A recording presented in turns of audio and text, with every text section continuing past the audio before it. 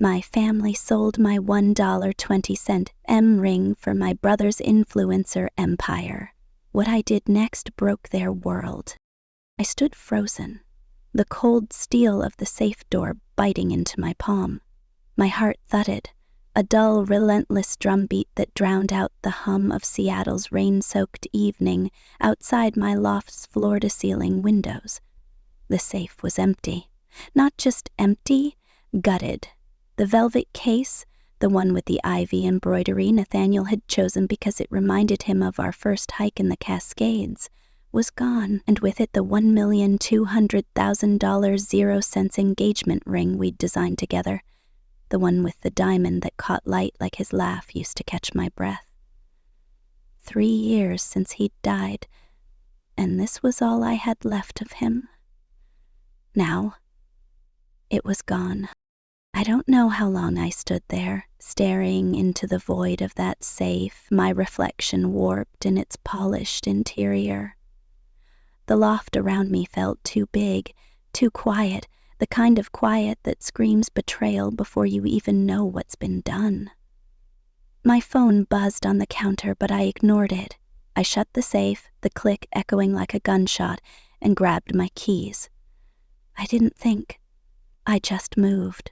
The elevator ride down to the parking garage was a blur, the city's neon lights streaking past as I drove to my parents' waterfront estate in Medina, the kind of place that screamed old money and new secrets. The Voss family mansion loomed against the Puget Sound, all glass and sharp angles, like it was designed to cut anyone who got too close. I parked crooked, not caring, and stormed up the marble steps. The door was unlocked. Clara always left it that way, as if daring the world to test her.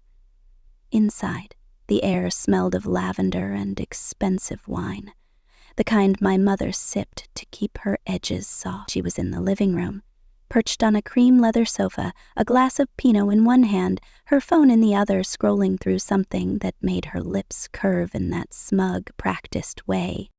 "Lena," she said, not looking up, "you didn't call. Where is it?" My voice was low, but it shook, like a wire pulled too tight. I didn't need to say what. She knew. The ring wasn't just a ring. It was Nathaniel's heart, carved into platinum and diamond, engraved with "Forever Starts Now." We'd spent months designing it, laughing over sketches in his Belltown studio, his architect's precision meeting my tech drum and obsession with detail. It was us, distilled into something I could hold, and now it was gone. Clara finally glanced at me, her blue eyes cold as the sound outside. "Oh, the ring." She sipped her wine, slow, deliberate. "We sold it." The world tilted. I gripped the back of an armchair to keep from falling. "You what?" She sighed, like I was a child asking why the sky was blue. "Elliot needed the funds. His global rebrand tour. Dubai, Tokyo, Paris. It's a big moment for him, Elena. You know how hard he's worked to build his platform." "His platform?" My voice cracked, sharp enough to make her flinch, though she hid it behind another sip. "That ring was mine. Nathaniel's. You had no right." My father's voice cut through from the hallway, heavy and final like a gavel. "You haven't worn it in years, Elena. It was just sitting there, collecting dust." Henry Voss stepped into the room, his tailored suit as immaculate as his condescension. He folded his arms, his watch glinting under the chandelier. "A Rolex, probably worth half my loft. Elliot's out there making something of himself. That ring was an asset. We liquidated it, end of story." "An asset?" I stepped toward him, my hands shaking. "That ring was worth $1,200,000, 0 cents. Nathaniel saved for years, worked overtime, poured his soul into it. We chose the diamond together, Henry. It had our initials inside. You sold my life." Clara rolled her eyes, setting her glass on the coffee table with a delicate clink. "Don't be so dramatic. You're not getting married anymore, are you? Nathaniel's gone. You've been holed up in that loft for 3 years, coding your little apps and crying over a ghost. Meanwhile, Elliot's building an empire, 500,000 followers and counting. He needed that boost." I couldn't breathe. The room felt like it was closing in, the walls pressing against my ribs. "You didn't ask me," I whispered. "You didn't even warn me." Henry shrugged, like I'd complained about a misplaced sock. "Legally, everything in that loft belongs to the Voss estate. You're living there rent-free, Elena. Be grateful." Grateful. The word hit like a slap. I turned, my boots echoing on the hardwood as I stormed out, ignoring Clara's half-hearted, "Elena, wait!" The drive back to my loft was a haze of rain and rage, the city's skyline blurring into streaks of light. I parked, took the elevator up, and collapsed onto my couch, my hands still trembling. My phone buzzed again, and this time I looked. A notification from Elliot's latest post. There he was, my little brother, all sharp jawline and curated charisma, lounging on a yacht in Dubai's glittering marina. The caption read, "New me, new empire. Thanks, fam." The post had 500,000 likes, comments flooding in. "You're an inspiration, living the dream. Your family so supportive." I stared at his smug grin, the gold chain around his neck catching the sun. That chain probably cost a fraction of what my ring had bought him. My ring, Nathaniel's ring, sold to fund Elliot's ego trip. I opened my laptop, my fingers moving before my brain caught up. I needed answers. I logged into the family's shared cloud drive. Clara was too lazy to change the passwords, and started digging. Most of it was mundane. Tax documents, Henry's real estate deals, Elliot's influencer contracts. Then I found it. An email from Henry to an unknown address, subject line, asset transfer confirmation. The body was brief. Funds cleared, $20. M, wired to offshore account. Buyer requests anonymity. Confirm delivery of item. My stomach churned. Offshore? Anonymous? This wasn't just a sale, this was something darker. Something that reeked of Henry's backroom deals, the kind that had built his real estate empire on shaky ground. I closed the laptop, my pulse racing. The loft felt too exposed, the windows too wide, the city outside too close. I stood and crossed to the safe again, needing to feel the weight of its emptiness. That's when I saw it, tucked in the corner where the velvet case used to sit, a single sheet of paper, folded once. I unfolded it, my breath catching.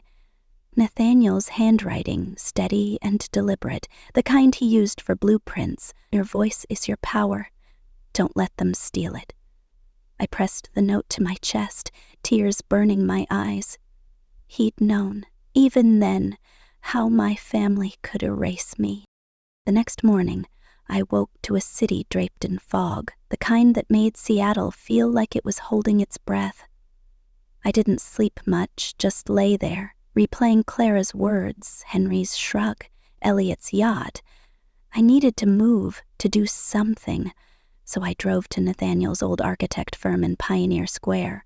The firm still carried his name, Reed and Associates, though his partners ran it now. I hadn't been there since his memorial, but I needed records, anything that could prove the ring was mine. The receptionist, a young guy with a nervous smile, let me into the archives after I dropped Nathaniel's name. I spent hours combing through files, finding emails between Nathaniel and the jeweler, appraisals valuing the ring at $1,200,000, 0 cents, even a notarized letter from his parents confirming they'd contributed to its purchase for our future, my future, not Elliot's. I photocopied everything, my hands steady despite the ache in my chest. As I left the firm, the hairs on my neck prickled. A man in a dark coat lingered across the street, his face half hidden by a baseball cap. He didn't move, but I felt his eyes on me, heavy as a physical touch. I quickened my pace, slipping into my car and locking the doors. The street was busy, but he stood out, too still, too deliberate. I drove off, checking my rearview mirror. He was gone, but the unease stayed, coiling in my gut like a warning. Back at the loft, I spread the documents on my kitchen island, a map of betrayal. My phone buzzed again. Another Instagram notification. Elliot, now in Tokyo, posted a photo of himself in a neon-lit club, arms spread like a king, shed the past to soar. New era. The comments were a chorus of worship, but one caught my eye, posted and deleted so fast I barely caught it. Ask about the rings buyer. They're not who you think. My heart stopped. I screenshotted it, but when I refreshed it was gone, like it had never existed. I typed before I could stop myself, commenting on Elliot's post. Hope the empire's worth my ring. My finger hovered over the send button, then pressed it. The comment went live, a tiny rebellion in a sea of praise. 10 minutes later it was gone, deleted. A text from Clara followed. Stop the drama. Let Elliot shine. I stared at the screen, my anger hardening into something sharper, something I could wield. That night, I couldn't sleep. The loft felt wrong, like it wasn't mine anymore. I got up, checked the safe again, then the drawers, the closets, anywhere the velvet case might have been misplaced. That's when I found it, shoved behind a stack of old notebooks. The case itself, navy velvet with ivy stitching, empty but heavy with memory. I held it, my thumb tracing the embroidery. Nathaniel had picked it because ivy meant endurance, he'd said, like us. I sank to the floor, the case in my lap, and let the tears come. The next day I drove to Nathaniel's memorial, a small stone marker in a quiet cemetery overlooking Lake Washington. The fog had lifted, but the air was heavy, the kind that clung to your skin. I knelt by the stone, tracing his name with my finger. "They sold you for likes," I whispered. "They sold us." The wind rustled the trees, and for a moment I swore I felt him, his hand on my shoulder, his voice saying, "Fight, Elena is stronger than they know." Back home, I turned on my laptop and found Elliot's latest podcast uploaded that morning. His voice, smooth and rehearsed, filled the loft. "Grief can be a performance," he said, "a way to keep people tethered to you. Some cling to objects, like rings, because they don't know how to move on. Those things? They're just emotional baggage."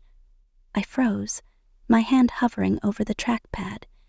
He was talking about me, my grief, our love, reduced to a soundbite for his 50,000 listeners. I downloaded the episode, saved it to a folder labeled Truth, and added it to the growing pile of evidence. Emails, appraisals, Nathaniel's note, the screenshot of that deleted comment. Then came the break-in. I came home from the cemetery to find my loft door ajar, the lock scratched like someone had forced it. Inside, the place was a mess. Drawers yanked open, cushions sliced, papers scattered. But only one thing was missing. The folder with the ring documents. The safe was untouched, the velvet case still on my desk. Whoever did this knew exactly what they wanted. I called the police, but they brushed it off as a random burglary, their eyes glazing over when I mentioned the ring.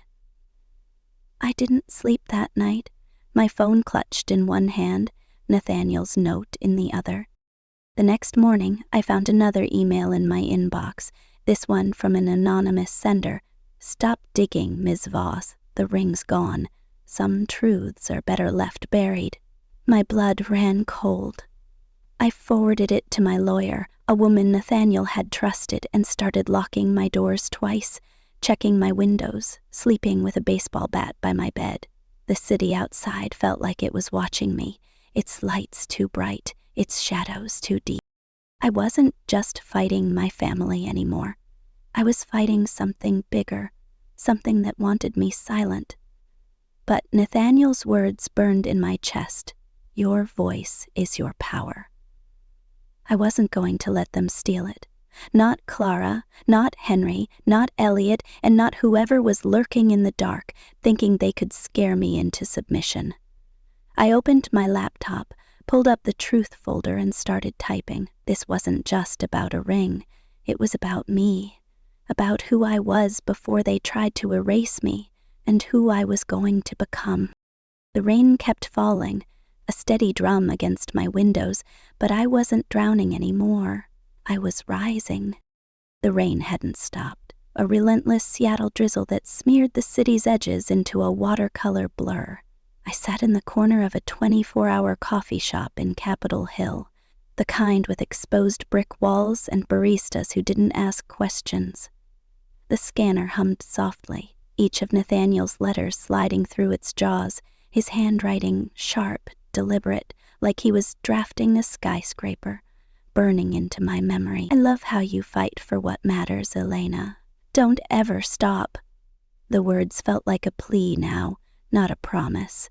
I pressed my palm against the page, as if I could hold him through the paper. The shop smelled of burnt espresso and damp wool, the late-night crowd a mix of insomniac coders and poets scribbling in notebooks. Nobody noticed me, and that was exactly how I wanted it. My laptop glowed on the table, a folder labeled Truth open, growing heavier with every scan. Nathaniel's emails about the ring, the $1,200,000 0 cents appraisal, the notarized letter from his parents. All of it was there, a digital fortress against my family's lies. But it wasn't enough. Not yet. I pulled the ivy-embroidered velvet case from my bag, its weight a ghost of the ring it once held. Inside, I tucked a USB drive with Elliot's podcast, the one where he called my grief a performance, my love for Nathaniel, baggage. I zipped the case shut, a silent vow. I'd make them hear me. Not just Clara, not just Henry, but Elliot, whose betrayal cut deepest because he'd once been my shadow, my little brother who'd clung to me when the world felt too big. My phone vibrated, a voicemail from an unknown number. I hesitated, then played it, keeping the volume low. A man's voice, low and clipped, said, "Miss Voss, you're asking about the ring's new owner. Be careful. They don't like questions." The message cut off, leaving a hiss of static. My pulse spiked. I played it again, straining for clues, a background noise, an accent. But there was nothing, just that warning sharp as a blade. I saved it to the truth folder, my hands trembling. Who was this? Someone tied to the offshore buyer Henry's email mentioned?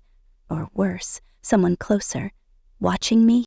I glanced out the coffee shop's window, the street slick with rain, streetlights casting long, distorted shadows.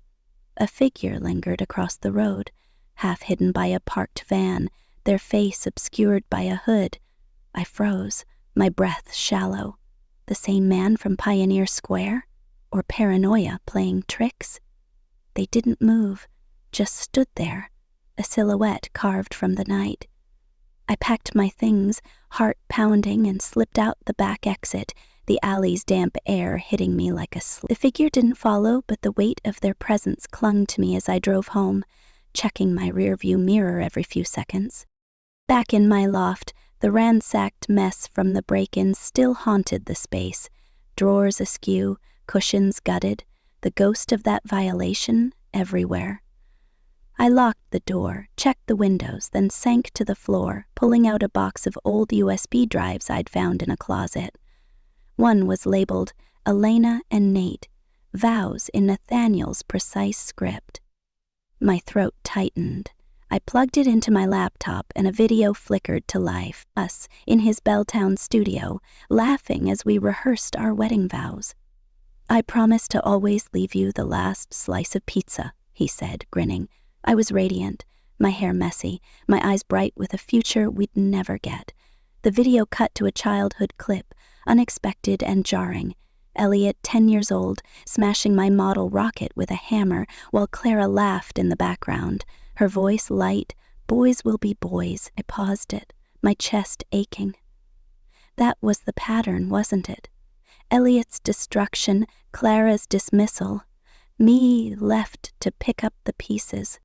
The next morning, Clara called. I almost didn't answer, but curiosity won.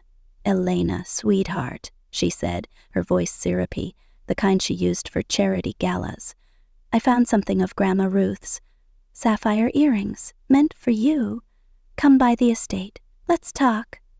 I knew the game. She was dangling nostalgia to reel me in. But I went anyway, needing to see her face when I asked about the ring again. The Voss estate was a fortress of glass and steel, the Puget Sound glittering behind it like a taunt. Clara greeted me in the foyer, her silk blouse pristine, her smile practiced. She handed me a velvet box, the earrings inside gleaming like frozen tears. "Elliot didn't mean to hurt you," she said, smoothing her hair. "He's just ambitious. You know how he is." "Ambitious," I snapped, the box heavy in my hand. "He sold my ring, Clara. My life. And you let him." She sighed, like I was exhausting her. "You're so stuck in the past, Elena. Nathaniel's gone. That ring was just a thing. Elliot's building something real." I opened the box, stared at the earrings, then shut it. "These were in Ruth's will. For me. You don't get to rewrite that too. Ascendancy isn't your call to make." Clara's lips thinned. "Don't start, Elena. You're living here rent-free. Be grateful." I left, the earrings in my pocket, my anger a live wire.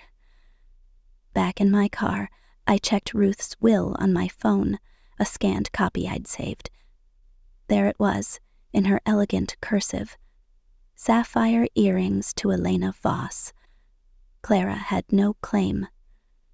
I recorded myself in the car, my voice steady despite the rage. "This isn't revenge," I said to the empty air. "It's remembering who you are." That night, I drove to a co-working space in South Lake Union, Nathaniel's old blazer draped over my shoulders, its leather scent grounding me. The space buzzed with tech bros and startup dreams, but I found a quiet corner, opened my laptop, and started drafting a legal claim. The ring was mine, purchased jointly with Nathaniel, held in trust for our marriage. I cross-referenced emails, appraisals, and the notarized letter from his parent. My fingers flew, each word a brick in the wall I was building. Then I found it. A hidden folder on Nathaniel's old laptop, buried in a backup drive. Ring contingency plan. My heart stopped. Inside was a single document dated a month before his death. "If anything happens to me, the ring belongs to Elena. Trust instructions attached." The trust was airtight, naming me sole beneficiary. I sat back, stunned. Nathaniel had known, somehow, that I'd need this. I saved it to the truth folder, my hands shaking with possibility. But the world wasn't done with me. Driving home, the rain turned torrential, the wipers barely keeping up. On a steep hill in Queen Anne, my brakes failed, the pedals sinking to the floor. The car slid, tires screaming, as I yanked the wheel, narrowly missing a truck. I pulled over, heart hammering, rain soaking me as I checked the lines. They'd been cut, clean and deliberate. Someone wanted me dead, or at least scared enough to stop. I called a tow truck. Then my lawyer, Samantha Mira at Reed & Associates. "Send everything," she said, her voice calm but urgent. "This is bigger than a ring." I emailed the truth folder, emails, appraisals, the trust, the voicemail, the break photos.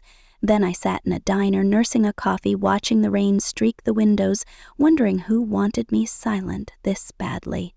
Elliot's Instagram story popped up on my phone, his face lit by Tokyo's neon. "Some people cling to grief, crying for attention," he said, his voice dripping with pity. I choose growth. The comments piled on. You're so strong. Your sister needs help. I gripped the mug, my knuckles white. He was rewriting me, turning my pain into his brand. But I had a plan. I'd been quietly funding a $500,000 0-cents women's tech summit in Nathaniel's name, themed Own Your Truth. Elliot, oblivious, had been invited to speak, his ego too big to question why. I spent weeks preparing a video, a truth bomb to play at the summit. It showed Nathaniel and me designing the ring. His sketches, our laughter, my voiceover calm but cutting. This was stolen from me, sold for someone else's glory. I funded this summit to reclaim what's mine. The night of the summit, the Washington State Convention Center glowed with ambition, chandeliers casting light on power suits and startup swag. I slipped in, anonymous, in a black dress, my clutch holding the velvet case. Elliot took the stage, all charisma, preaching about letting go of pain. Every word was a jab at me, his smile a blade. Some people wear grief like a badge, he said, but I chose light. A staffer approached, her headset crackling. Ms. Voss, there's a problem. Someone's been paid to disrupt your slot. They're in the AV room now. My blood ran cold. I sprinted backstage, heart pounding, and found a man tampering with the projector, a knife glinting in his hand. Walk away, he growled. But I grabbed a fire extinguisher and sprayed, the foam blinding him. Security tackled him as I shoved my USB into the system, my hands shaking but sure. The video played.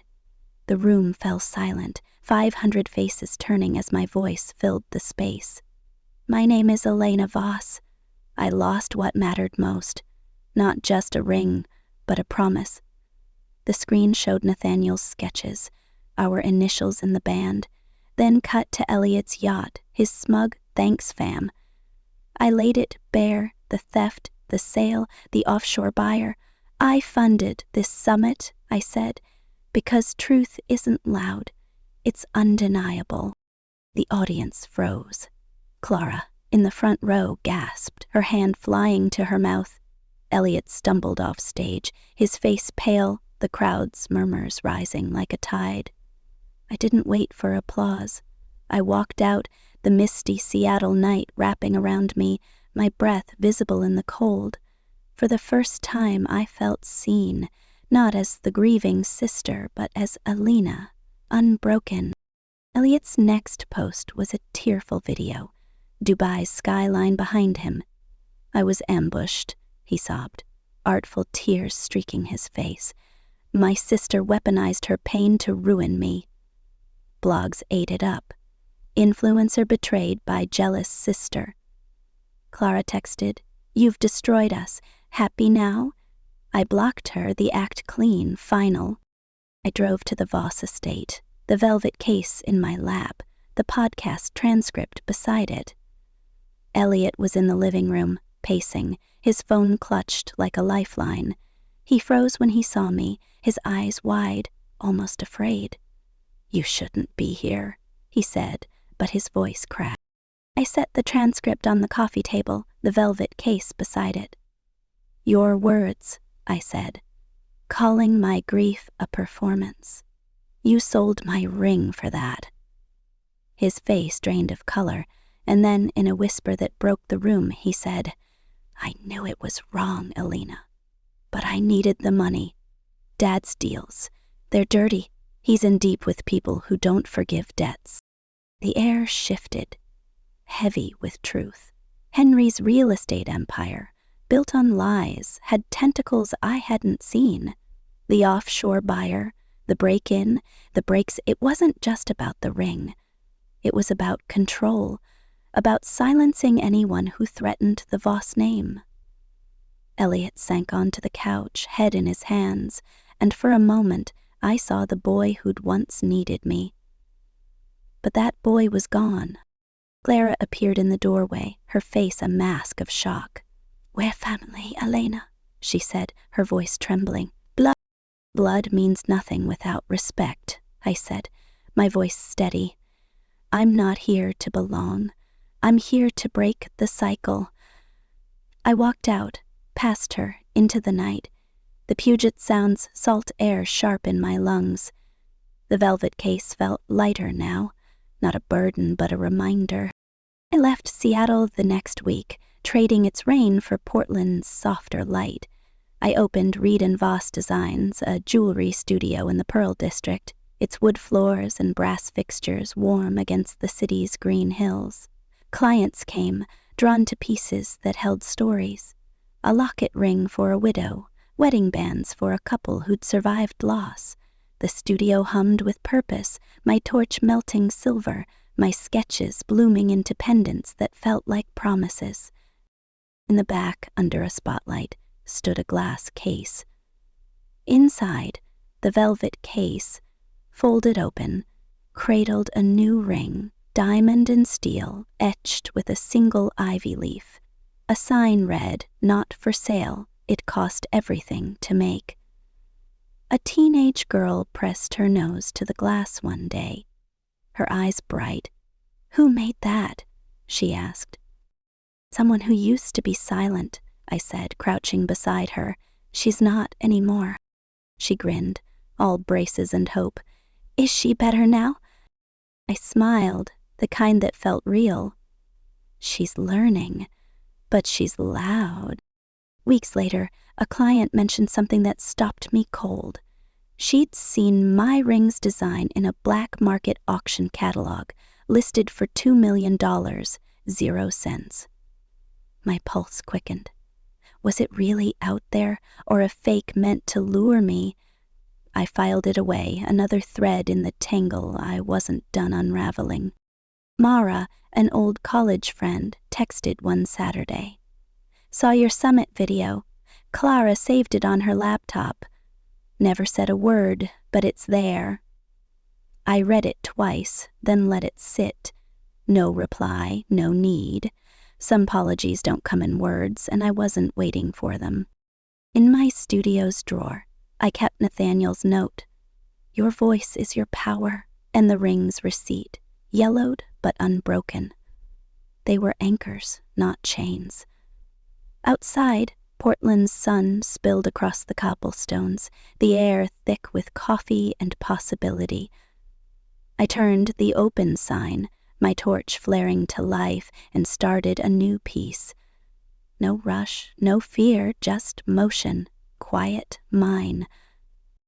The folk song on the stereo was faint, its melody familiar, like a memory I hadn't named.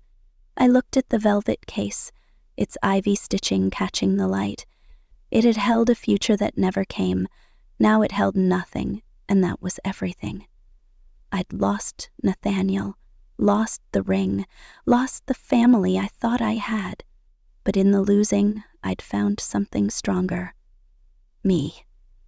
And no one, not Clara, not Henry, not Elliot, not the shadows in the dark, could sell that.